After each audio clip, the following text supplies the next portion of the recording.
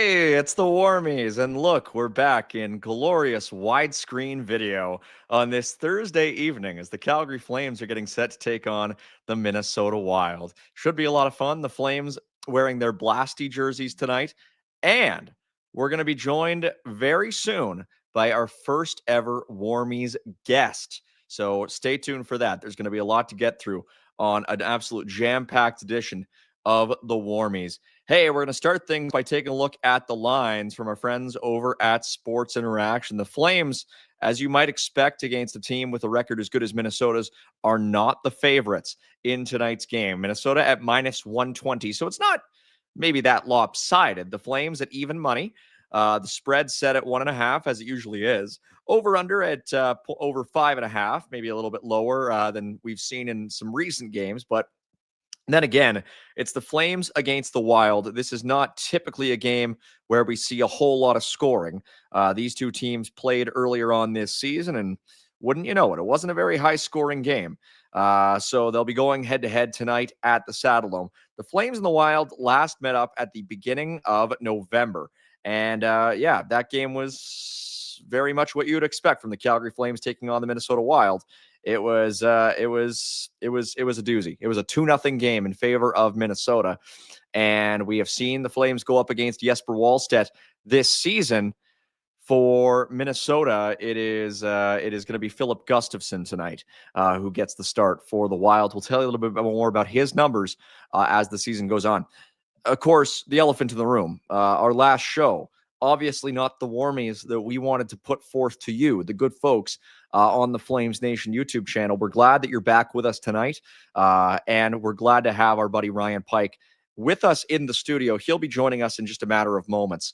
I think producer Michael's just going to jump scare me. We'll have Pike come on the show at some point, and at that time, we'll just be sort of regaled with his absolute glorious visage.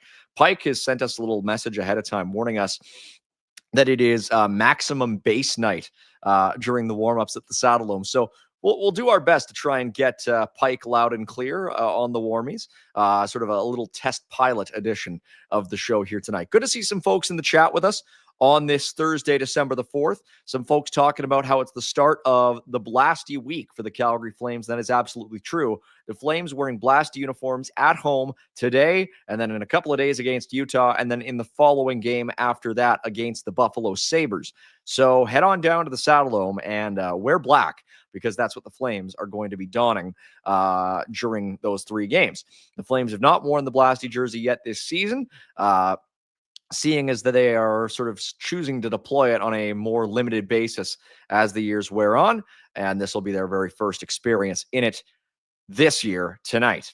We'll take a look at the Flames lineup, and of course, we'll bring in Pike in a little bit here to tell us of any changes to it, but we'll just go based on what's on Daily Faceoff to kick things off. Michael, you can put it up. The Flames keeping a relatively straightforward lineup with players in spots that we have come to expect. One notable change, Ryan Lomberg re-entering instead of Dryden Hunt, who was not amazing in that loss to the Nashville Predators a couple of days ago. You can understand why they've chosen to make that change. Johnny Beecher and Adam Klapka will be along with him on that line. Beecher was a -3 in that loss to the Nashville Predators. The other three lines remaining the same, and they've been pretty good over the last 3 weeks. Frost centering Coronado and Huberdeau, Kadri between Farabee and Sharon Govich, and Michael Backlund between Blake Coleman and Connor Zary. On the defensive side of things, the Flames, again, with a very familiar alignment. It is Rasmus Andersson with Kevin Ball, Yan Kuznetsov lining up next to Mackenzie Weegar. And on the third pairing, it is Joel Hanley alongside Jake Bean, a couple of lefties on P3 for the Calgary Flames tonight. And of course, as we mentioned right off the top, it is going to be Dustin Wolf manning the pipes for the Calgary Flames on this Thursday evening. Wolf this year has appeared in 21 games, going 6-12-2 with an .891 save percentage and a shutout. Wolf was, of course, called upon in that game against the Nashville Predators, re-entering when Devin Cooley was yanked after 2 periods. So Wolf will make his first start in some time tonight after Cooley had made the previous 3 in a row. Over on the other side, we'll take a look at the Minnesota Wild lines. And of course, after this, we will bring in our buddy Pike to let us know about any changes. Minnesota, though, is off to a really nice start to the season, especially of late. I mean, they actually kind of got off to a bit of an iffy start, but of late they have really, really heated up, and their top line is very familiar. Kirill Kaprizov with Ryan Hartman and Mats Zuccarello. Then on the second line, Joel Erikssonek between Matt Boldy and Marcus Johansson. On the third line, Nico Sturm between Yakov Trenin and Vladimir Tarasenko.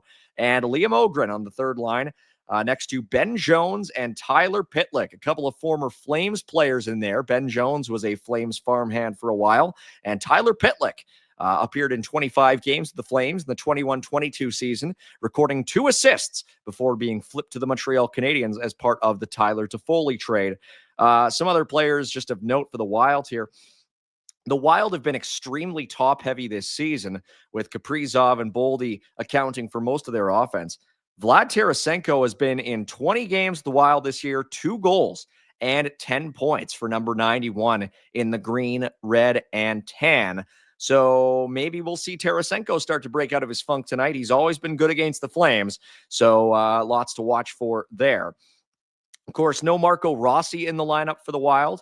He was very good when healthy, but he is currently out, has 13 points in 17 games for the Wild this season. So a big absence on the blue line, or pardon me, down the middle, not on the blue line for the Wild. Of course, Marcus Foligno also out. He has 2 points in 23 games this season. Uncharacteristically slow start offensively for the crash and bang winger.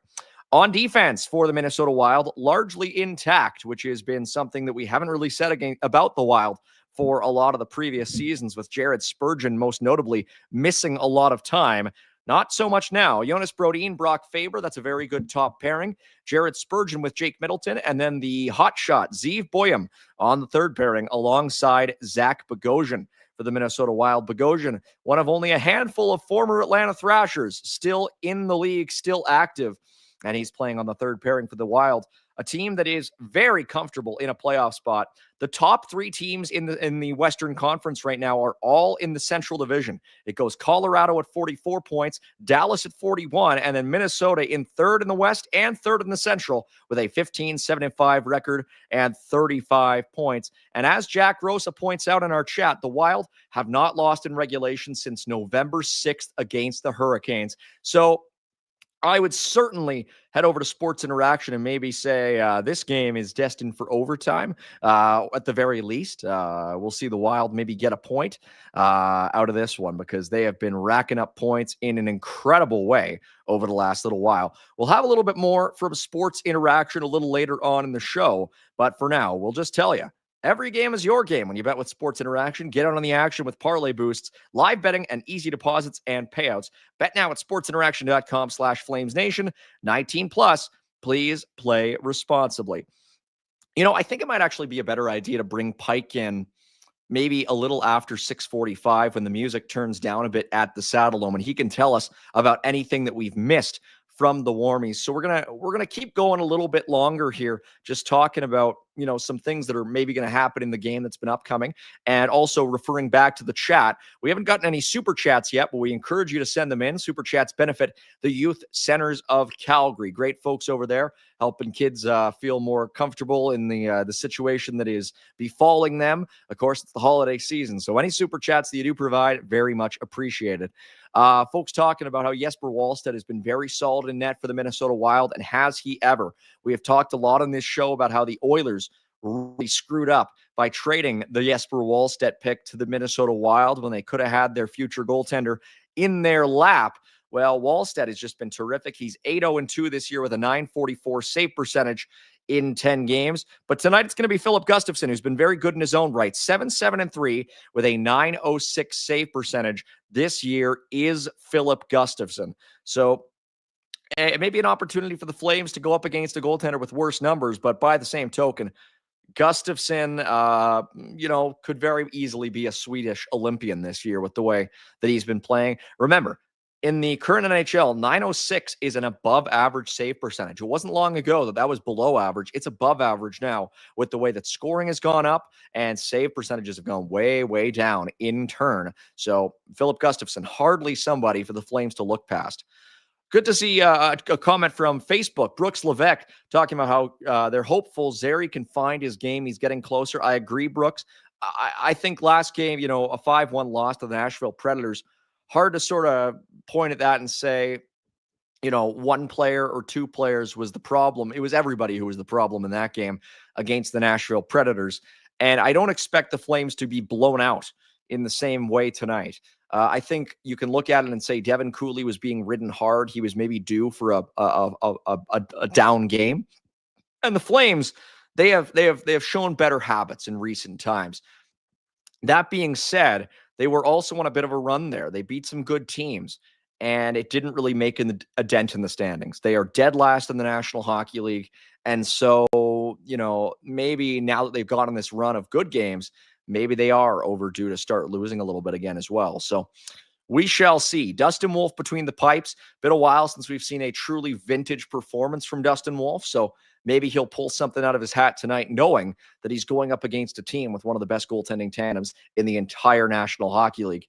And these games against the Minnesota Wild, we saw the last one. It ended 2-0 in favor of Minnesota.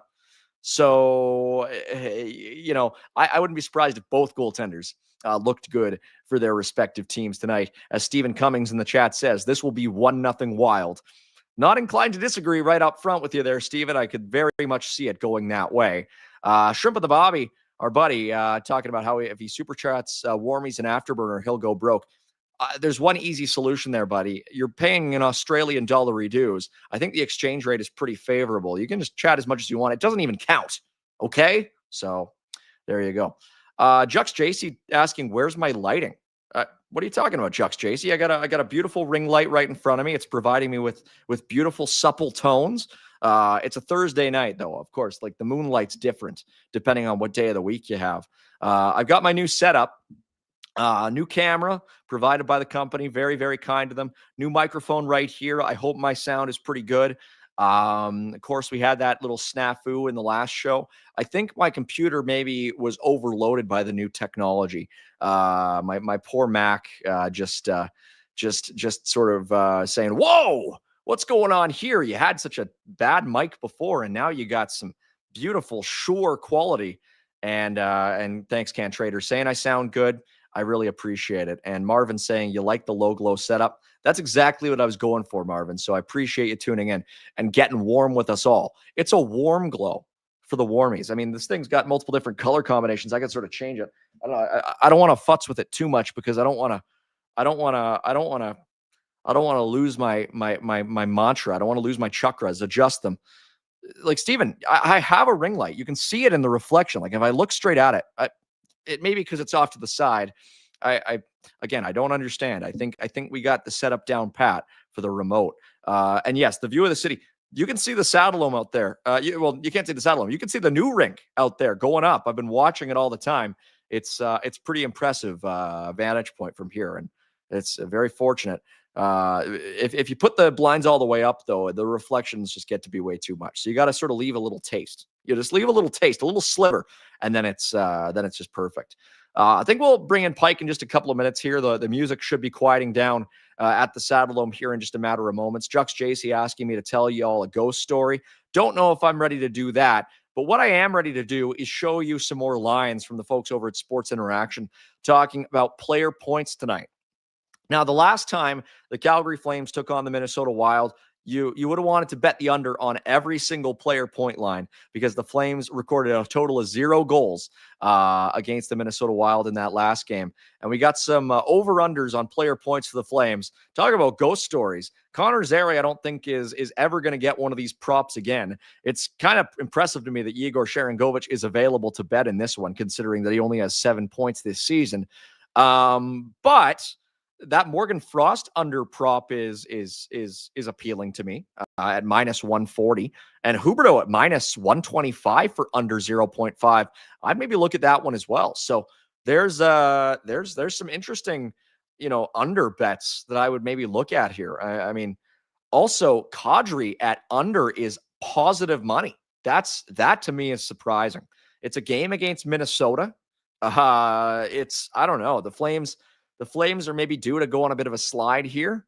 I would be looking under on everybody. So So I don't know. Those lines on the under are very favorable to me across the board. So maybe have a look at those over at Sports Interaction. Okay, we're going to bring in our buddy Ryan Pike on the Warmies guest hotline. This is a ever edition of the Warmies guest hotline. From the Minneapolis press box, their buddy Ryan Pike. Pike, tell us, how were the Warmies? They all skated in circles and they did okay. Nothing to report. Very, very straightforward. How am I sounding? You sound okay. You're kind of quiet, but that's all right. Are you feeling warm? I'm wearing a sweater, so I'm always warm. There you go. Who's wearing the nice stuff in the press box tonight? Who's looking dapper? Everyone's wearing their Thursday vests. I don't want to single anyone out, but everyone's very, very nicely dressed up today. Yes.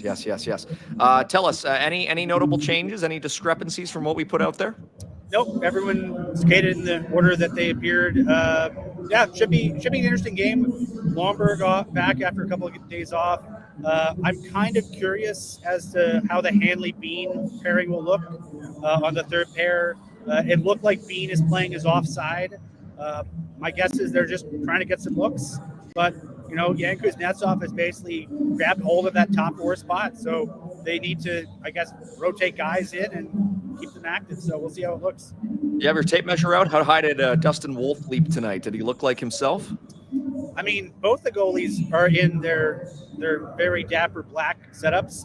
Yes. Both of them have appropriate jerseys. Both of them have the new pads. Eric Francis posted a photo of Devin Cooley's snazzy new gear. They both look really good. I'm a fan of Dustin Wolf's black setup. So we'll see how he looks. We'll see if he looks as good in that as he looks stylish. So you're not like Kent Wilson. You're not one of those old folks who doesn't like the black uniforms. You like them, right? I mean, I think at some point they need to do a different black third jersey, like sort of. I think black. You know how Tampa has that black jersey with sort of like the circular logo. Yeah, I think you can do something with a flaming C in a black jersey, like either a white or a red or an orange. Like they can do different things with it. I think at some point they need to put in like a black version of the jersey with just alternating colors or something. I think that can look good. But yeah, I think I'm curious how the crowd is tonight because it's a Thursday night against Minnesota, but the weather's nice. It's Armed Forces Appreciation Night, so there's a lot of servicemen and women in uniform tonight. So I think the crowd will be very loud and appreciative of them, and hopefully they get a good game. What do you think, Pike? Is it true when you wear the black jerseys, you look bigger, you feel more fearsome? I don't know how to quantify that. Yeah, you don't have to quantify it. It's all about how you feel. It's all about the ambiance. It's all about the aesthetic. What do you think? Do you think they're gonna come out tonight with a bit more vinegar? I mean, compared to the game against Nashville, probably. Probably. They started off being adequate and they got worse. So we'll see if they can have a bit of a better start. I think even though they got some positive results on the road trip, I think the one worrying trend was they gave up the first goal too many times and they dug themselves too many holes early. And that might be a metaphor for the whole season. Big time. Well, before we let it go, what do you think? Score predictions for tonight's game?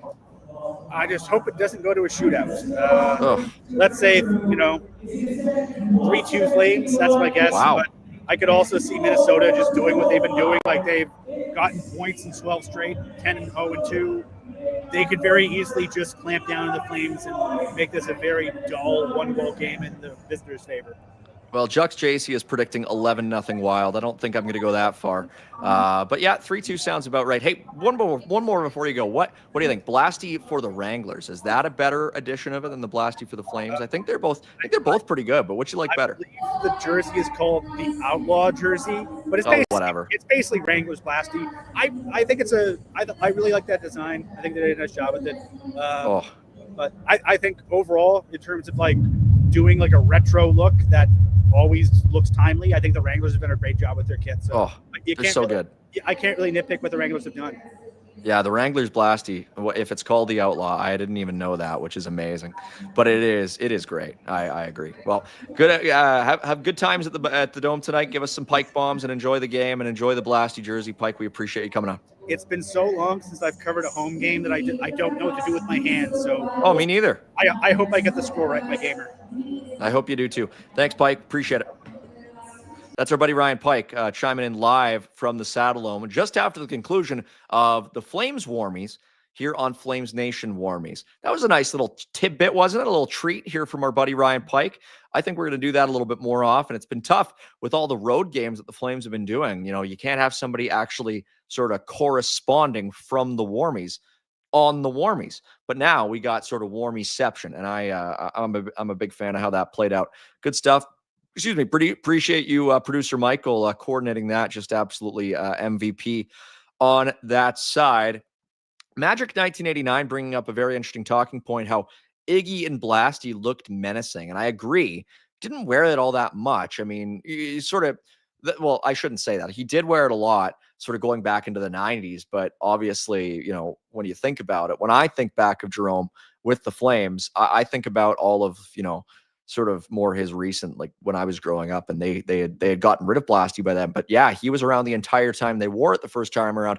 My point though is, how many guys on the current Flames look more menacing wearing the Blasty jersey? I mean, I kind of got it when Lucic was around a little bit, you know, sort of like him, and remember him and Zach Ronaldo, like coming out in warm-ups with their yellow hair, and they kind of looked ridiculous. But I think, you know, the thing with guys like Tkachuk is Tkachuk only wore it one season, and it was the pandemic season. Nobody ever got to see him wear it at the Dome. The new guys, I mean, on the team, Adam Klapka, Brooks Levesque bringing it up. What's Adam Klapka going to look like tonight wearing that uniform? It's going to be very interesting. The Flames, that's the thing though. I mean, I guess Ryan Lomberg, you look at that, that'll be interesting to watch as well. But the Flames, they just don't have those, you know, they don't have those big like power forwards, like who are, you know, true power forwards in the real sense of it. How, you know, you have guys who impact the game. I guess the one who you think of is Nazem Kadri, and Marvin brings that up in the chat as well. Nazem Kadri is that sort of throwback type player who impacts the game in every way. But yeah, they obviously they just don't have the Jerome type guys per se, who are the all world superstars who just sort of elevate their game in the same type of way. You know, no disrespect obviously to Nazem, who's an incredible player in his own right. But yeah, the Flames don't quite have that foundational guy, and we've been saying it all season. Wonder how, you know, maybe they'll get a guy in this year's draft. A guy who I think of in this year's draft who would look incredible at a Blasty jersey is a guy like Ethan Belchitz, who's this huge 6'5" winger who just does it all, sort of has that Tkachuk-ish energy to him. That would be an incredible combination between a young player and the Blasty uniform. And maybe the Flames have some of those guys coming up through the ranks the upcoming seasons. We'll see what it looks like, if they'll even still have the Blasty jersey by the time that some of these new guys come along, or by the time they're into the Saddledome again, or pardon me, out of the Saddledome into the new arena. It's going to be a long but also very quick 2 years, as we talk about. I can see the new building going up right over my shoulder. We saw those aerial views more recently. It is incredible how quickly that new building is arising from the ground. And before you know it, we're going to be looking at the last 10, 5, 2, 1 games at the Saddledome. And it's going to be a tough time to see that one go. So, but we're not going to eulogize it yet. There's still lots of hockey to play at the old Pringle chip over the next couple of seasons. Some good questions in the chat. Keep them coming. Keep the questions coming. Keep the super chats coming. We love to hear from the folks, sort of talk about what you want to talk about, because Lord knows these Flames games, there's not always a whole lot to talk about, or at least a whole lot baked in as far as storylines go. Magic 1989 talking about how did Big Earn ever wear Blasty? No, that was the whole thing. Big Earn was kind of shafted. McGrattan was shafted in terms of what he got to wear when he was here, because when he first came along, they were just bringing out the retro jerseys, bringing them back as like a third jersey that they wore like twice a year. They almost never wore it. They had the flag jerseys at that time. Then they let him go. He went to Nashville and to Phoenix, I think, and came back eventually. I think they traded Joe Piscula If Pike was still in the chat, he would remember who they traded to get Brian McGrattan back, but I think they traded Joe Piscula. And they got him back, and his first game back, he did the whole salute, and he was wearing the retro jerseys. And he stuck around a little bit, and he wore the script jerseys. Remember the script jerseys, the third jerseys, but he never wore the Blasty jersey. In fact, he never wore a jersey with Blasty on it, even in his shoulder patch. So, no, McGrattan never got to wear it. He would have looked incredible in that uniform, wouldn't he? Yeah, they haven't really had too many enforcers wearing the Blasty jerseys since they brought it back. Ominous Flames 14 with a really interesting point. Low key, I really like the black jerseys with the white flaming C. Those, you're referring to the reverse retro jerseys from a couple of years ago. That was a lot of fun when those came out. You know, I remember chatting with a guy who was involved with those jerseys coming out and is no longer with the Flames. But at the time, you know, everybody knew the Blasty jersey was going to be the first choice for reverse retro when they brought it back in the pandemic here. And when Adidas still had the NHL contract, they did reverse retro 2.0 2 years later. And by that point, you know, it was pretty obvious that if it wasn't going to be Blasty, it was going to be the pedestal jersey, because a few years previous, the Flames, for it's easy to forget now, but for probably about 15 years, the Flames did not sell a single, not one piece of merchandise with the Blasty logo on it. They discontinued it in 2007, and they were ashamed of it. They were ashamed kind of that they had brought it back. Or, well, no, not that they brought it back. They were ashamed that they had used it in the 2000s. They got rid of it. They replaced it with the flags. And for a long time, over a decade there, Blasty was not something the Flames would even touch. It was not a logo that they liked at all. They went to the Cowboy third jerseys in the mid-2010s. They were not going back to Blasty under any circumstances. And then sort of around the pandemic, they brought back Blasty, and they brought back the pedestal as hats. They had hats through the company Zephyr, and they brought the hats back. They brought a Blasty and a pedestal hat, and the pedestal hat sold okay, and the Blasty hat sold out immediately. And that was the turning point for the Flames to say, people like this. People want to see it again. They brought back the Blasty jersey, and wouldn't you know, it is sold incredibly well. So it just goes to show, you know, everything goes out of style, but for the most part, almost everything comes back in style too. And I don't know, you know, Kent and Pike and whoever, they may not love it. I think they're super cool. And I love the all black look, and I think it just breaks up the season really nicely when they bring it in. And Marvin makes a good point. The Blasty design was also changed a bit. It's worth noting, on the farm, the American League, they've still got sort of the old type of design. They've got the red at the waist, which they took away when they brought back the Blasty. They decided to make it so it was black all the way. They just had the striping, and underneath the striping, they go back to black. It used to be red, but now it's black. And that was a very conscious choice, in part because they thought it looked kind of cleaner, but also because with it being reverse retro, they had to change something about it. And so they changed that, and they made the logos on the shoulders white instead of red. And that was how they changed it around a little bit. And they just liked it so much that they kept it that way. And I think it's a good change. I think they've made it look pretty cool. So, but I also love that the Wranglers have their own spin on it that has its own roots within the Flames organization. So in case you couldn't tell, I like talking about jerseys, and the Flames will be coming back, as we've talked about, with the 2004 jerseys again next season. Mention in the comments before we sign off, who would you pick to buy a 2004 jersey? If you bought a new version of the 2004 jersey with the black C, which player would you put on the back of it if you bought one tomorrow off the current roster? That to me, one name immediately comes to my mind. The first name that I think of when I see those jerseys with the black C on it is Mika Kiprasov. And of course, the guy who I would buy is Dustin Wolf, because he's the new Mika. He's the goalie who just swims around in his crease, makes incredible saves, and is just sort of the focal point, lightning rod for the fan base. Jack Rose is right there with me, agreeing that you'd get Dustin Wolf on the back. Carson talking about how you'd go Blake Coleman. I love that choice. Can Trader talking about McKenna. I don't know if he'll be ready in time to wear that jersey. Jux JC with Coronado, another fantastic choice. So, I mean, you talk about it. It's a fantastic jersey. And next year, the Flames with 4 uniforms, it's going to be an incredible combination. The retro home and away, the black Blasty uniform, and then the black C against the red background. The Flames are going to be the best dressed team in the whole league next year. And hey, We got oh, my cat just ran away. We're gonna have another special guest on the show, but I guess she is she's just gonna be elusive, just like wins have been a little bit for the Flames this year. But we'll see if they can come away with one against the Minnesota Wild at the Scotiabank Saddledome tonight. Well, we'll wrap this one up with just one more word from the good folks over at Sports Interaction. By the way, before I go, Jux JC, it is Bella. That's the kitty, and she'll come on the show one day. I think she was on the Afterburner show a little while back. Sports Interaction. Every game is your game. Head on over to sportsinteraction.com/FlamesNation. Sports Interaction brings you closer to the action with real-time betting. You can bet while the action unfolds with 100-plus markets per game. You can bet with a trusted Canadian brand since 1997. And put your bets in. We want a prop. When will the cat get on the show? Will it be today before we sign off? Will it be the next one? Will it be the one after that? We'll figure that all out.